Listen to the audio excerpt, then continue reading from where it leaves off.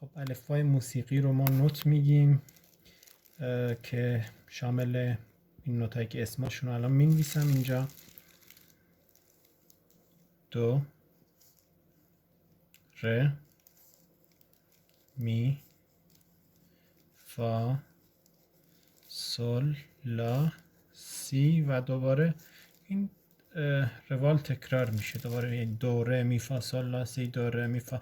اگر گفتن نوت ها رو از سل به بعد بشماریم باید بگین سل، لا، سی، دو، ره، می، فا. اگر از لا بشماریم که لا، سی، دو، ره، می، فا، سل، دوباره لا. پس این سیکل تکرار میشه.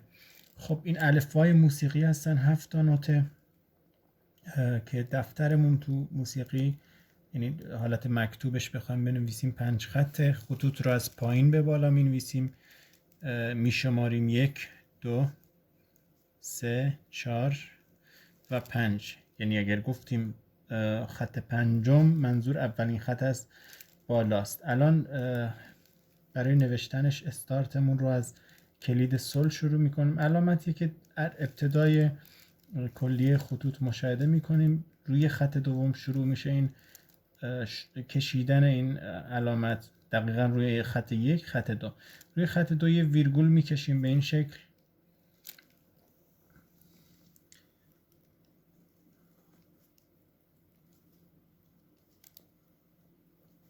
یک بار دیگه میکشم، حالا در خط بعدی. پس به این شکل، به این شکل و به این ترتیب. کلید سل. خب حالا مبحث بعدی اینه که ما بیایم جایگاه این نوتای دو، ره، می، فا، سل، لا، سی رو روی این 5 خط حامل بهش میگیم. 5 خط حامل خطوطی است که این نوت ها رو روی اون مینویسیم. اولین نوتی که میایم مشخص میکنیم سل هست. سل دقیقاً روی دومین خط قرار میگیره، همون جوری که مشاهده کردیم. کلید سل رو هم که کشیدیم به خاطر میگم بهش میگیم سل که نقطه شروعمون که برای کشیدن این کلید سل آغاز میکنیم از روی خط دوم هست. خب ما سل رو هم دقیقاً روی همون خط دوم تعیین میکنیم. پس بر اساس این سل ما بقیه نوتا رو هم تعیین میکنیم. سل شد روی خط دوم. روی خط دوم دو حالت داره: یا اینکه روی خط قرار میگیره نوتمون که با این شکل والا بیزی شکل باید در بیاد، یا اینکه روی خط قرار میگیره، یا اینکه نه بین دو تا خط قرار میگیره. بین دو تا خط مثلا نوت بعدیمون به این حالته. مثلا لا رو اگر بخوایم بکشیم، پس این شد سل.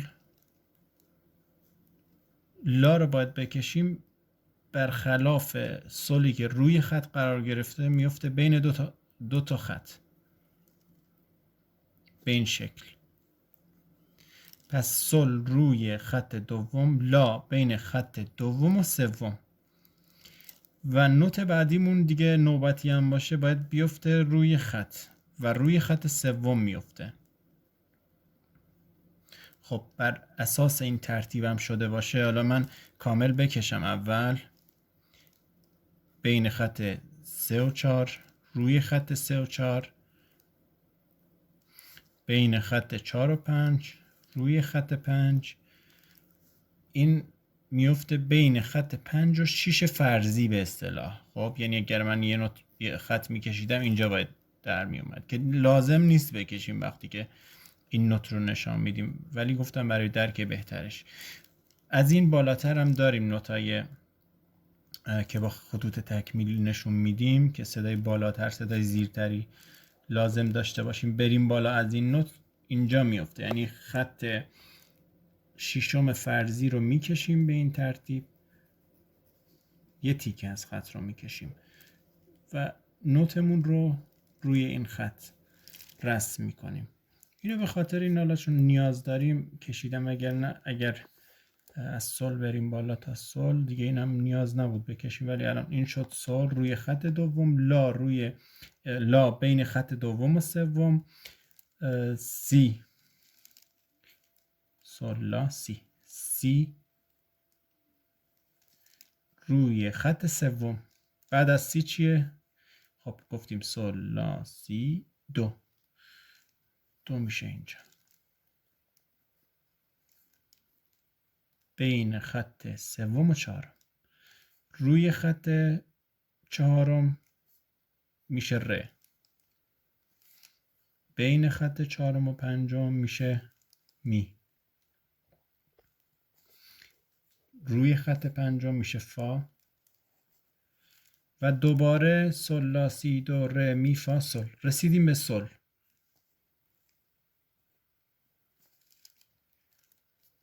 و بعد از اونم که لا رو داریم که این بهش میگن خطوط تکمیلی. خطوط تکمیلی که از پایینم داریم ولی فعلا نیازی نیست. پس شد سل لا سی دو ر می فا سل لا. من اینجا میام اونایی که روی خطوط هستن رو توپر میکنم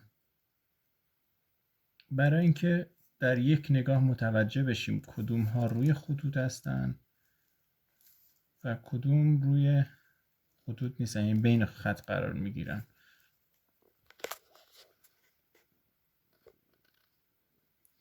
پس شد یک درمیان سل و سی و ر و فا و لا روی خطوط قرار میگیرن و ما بین خطوط لا و دو و می و سل. خب اینجا بحث یادگیری به این شکله که شما باید بیاین اگر یک سری نوت رو کنار هم قرار بدن برای شما و بگن نامگذاری کنید باید بلد باشید، یعنی اینا رو باید شما انقدر از روش بنویسید. ما اینو برای مثال انجام میدیم.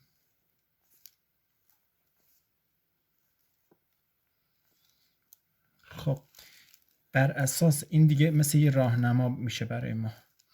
خب اینو اگر از روی این راهنما بخوایم پیدا کنیم، نوت اولی که میبینیم اینجا مثل یه صورت سوال اگر حساب کنیم مثل تمرین می‌نویسم. تمرین 1. خب میگیم خب این نوت برای تعیین اسمش بین خط 2 و 3 قرار گرفته.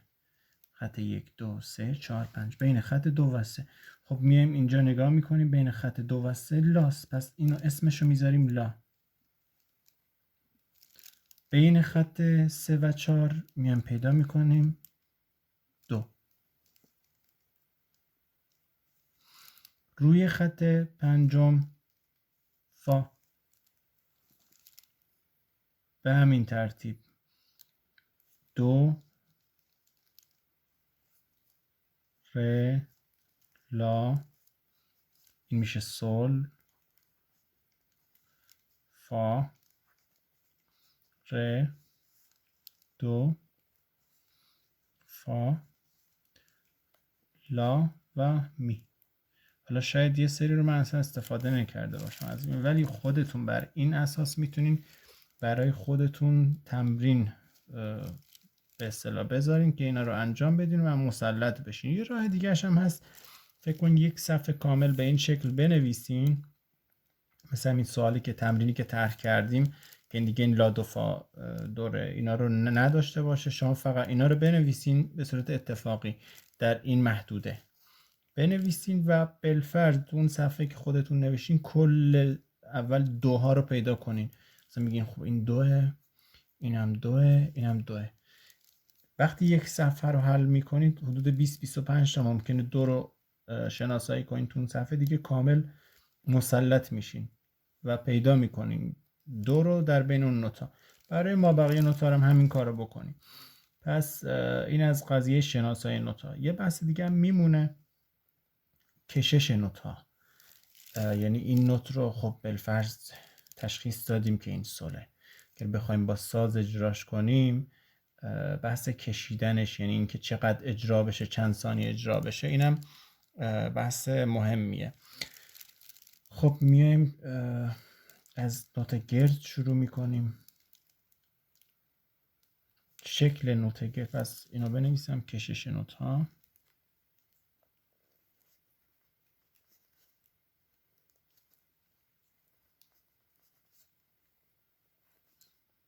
دیرندم بهش میگن. این اگر دیدین که به این اسمم نوشته شده بود بازم یکی است.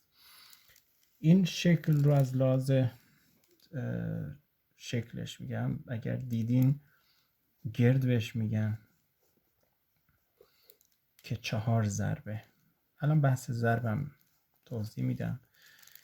اگر حالا این بحث رو اینجا تمام کنیم، گرد رو اگر مثل همین بود ولی یه دسته داشت به سمت پایین، سفید بهش میگن و 2 ضرب هست.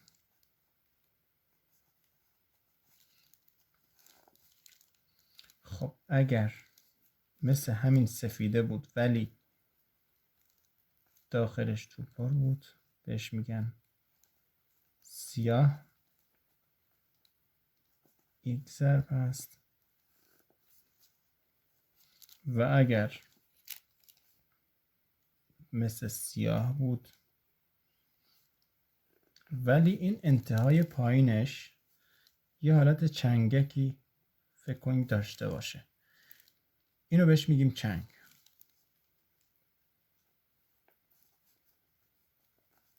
چنگ بهش میگیم و نیم ضرب هست.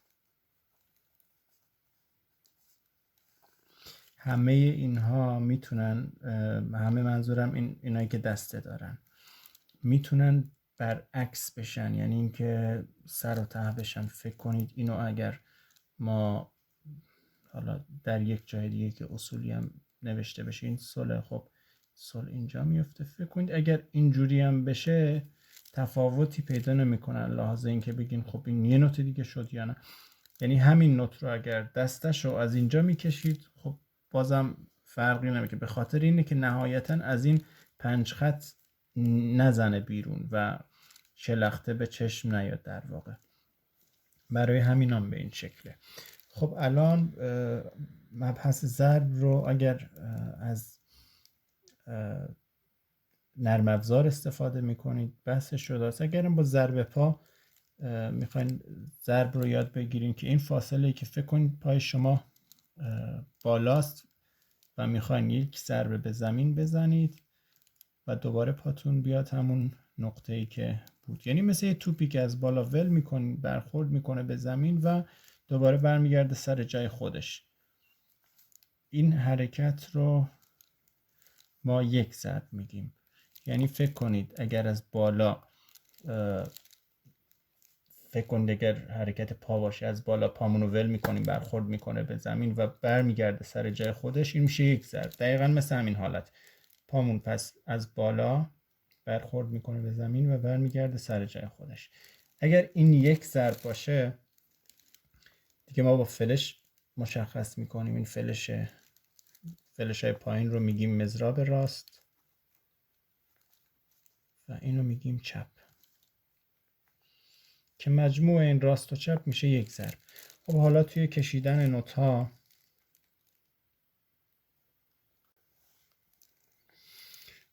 میخوایم از گرد شروع کنیم که وقتی میگیم 4 ضربه دیگه شما اگر حالا با نرم افزارم باشه که صدا تولید میکنه براتون به این شکل که هر کدوم از این صداها رو یک ضرب میگیم،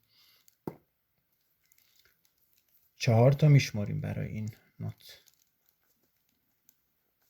یعنی باید 4 ضرب اصطلاحاً باید 4 ثانیه طول بکشه و بخوایم یکی دیگه هم بنویسیم، اینم 1 2 3 4. اینا میزانهای 4 ضربی هن به اصطلاح. این فاصله میشه یک میزان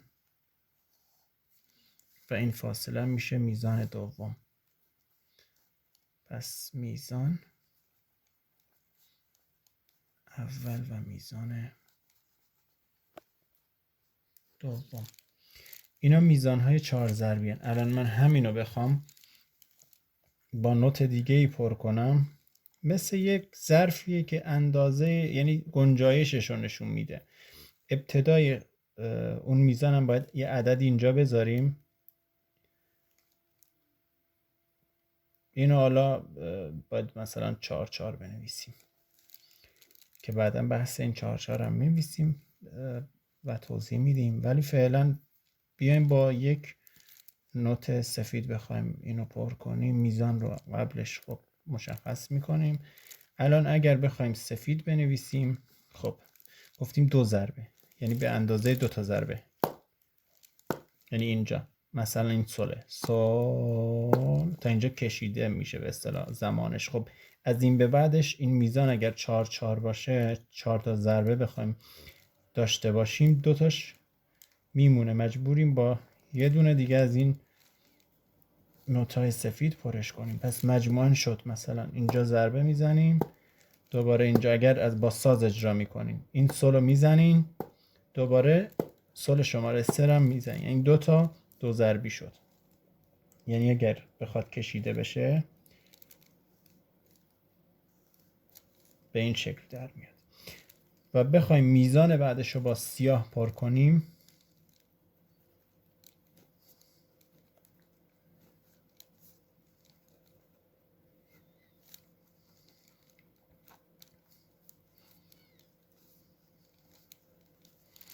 اگر بخوایم با ساز ضربه بزنیم، برای این یه ضربه، برای این و برای این هر کدوم یک مضراب در واقع نواخته میشه.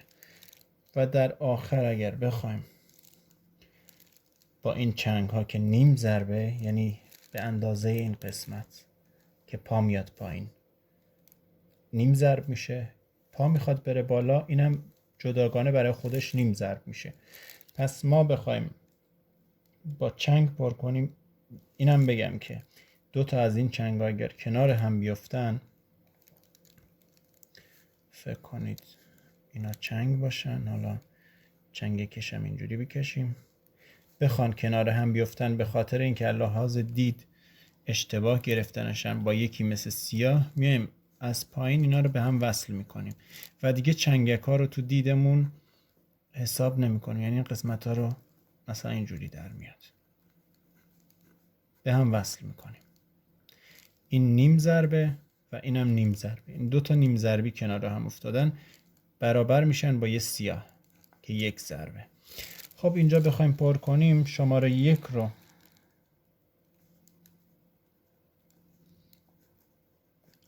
ضرب اولمون که بخوایم، این ضرب اولمون 2 تا نوت چنگ، 2 تا نوت نیم ضربی گنجایش داره، یعنی با و میشون 1 و. شماره 2 هم 2 تا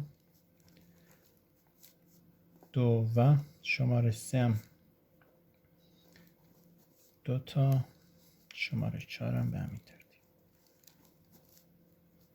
یعنی میخوام بگم اگر میزانمون که 4 ضربی گنجایشش 4 ضربه، شما با گرد پرش کنی 4 ضرب و کامل میگیره تنهایی خودش. اگر با سفید پر کنی 2 تا سفید باید پرش کنه، 2 تا 2 ضربیه دیگه، این 2 ضرب اینم 2 ضرب 4 ضرب شد. اگر با 1 ضربی پرش کنی 4 تا یه دونه ای به اصطلاح سیاه. اگر با نیم ضربی خب 8 تا نیم ضرب میشه 4 ضرب و تموم میشه دیگه گنجایشش. حالا اگر شما یک سفید اینجا بذاری، عمرن نمیتونی یک گرد اینجا بذاری، چون این خودش 2 ضربه و میمونه سر 2 ضربه دیگه. شما نمیتونی یه 4 ضربی رو بیاری اینجا بذاری. نهایتا میتونی چند حالت داری اینجا، میتونی یه سفید بذاری اینجا که شماره 3 و 4 رو پر کنه. اگر این بشه سیاه باز یه ضربش کم میشه، این 2 تا ضربه، اینم 1 تا ضربه و این یه دونش کم میاد، باید پر بشه. میتونیم 2 تا چنگ رو بذاریم اینجا، یعنی بخوایم حساب کنیم این شد 2 ضرب، اینم شد 1 ضرب، به اضافهش کنیم میشه 3 ضرب. 2 تا نیم ضرب داریم، نهایتا میشن 4 ضرب و میزانمون گنجایشش تکمیل میشه. یعنی اگر یک میزان به ما بدن 4 4 4 ضربیه به اصطلاح، بگن اینو پرش کنین، دلخواه شما میتونی یه دونه گرد بیاری اینجا خالی کنی و کلا این میزان رو برات پر کنه. ولی که خواستی یکم لازم درک این میزان ها بخواین درکش کنین، میتونین مثلا سیاه رو به کار ببرین، این خودش یه ضربه میمونه، 3 تا ضربه دیگهش میمونه. خب میتونی یه سفید رو به کار ببری اینجا که اینم شد 2 تا حالا 3 تاش پر شده. میمونه یک ضرب دیگهش، میتونی 2 تا چنگ بیاری، میتونی نه باز یه دونه سیاه بیاری. اینم یک ضرب، نهایتا میشن 4 ضرب. میتونی اصلا با 8 تا از اینا پر کنی، یا اینکه نه فعلا 2 تا بذاریم شد یک ضرب. این با هم یه سیاه بذاریم، اینم یک ضرب، یه دونه حالا بازم 2 تایی از اینا بذاریم، اینم یکی، و نهایتا بازم شدن 4. یعنی حالتهای مختلفی میتونین با این سیاه و چنگ و گرد و سفید به وجود بیاریم. خب از این نیم ضربا کوچیک‌تر هم بازم وجود داره، ولی خب فعلا نیازی نیست. در همین حد شما باید اینا رو تمرین کنین تا مسلط میشین. موفق باشین.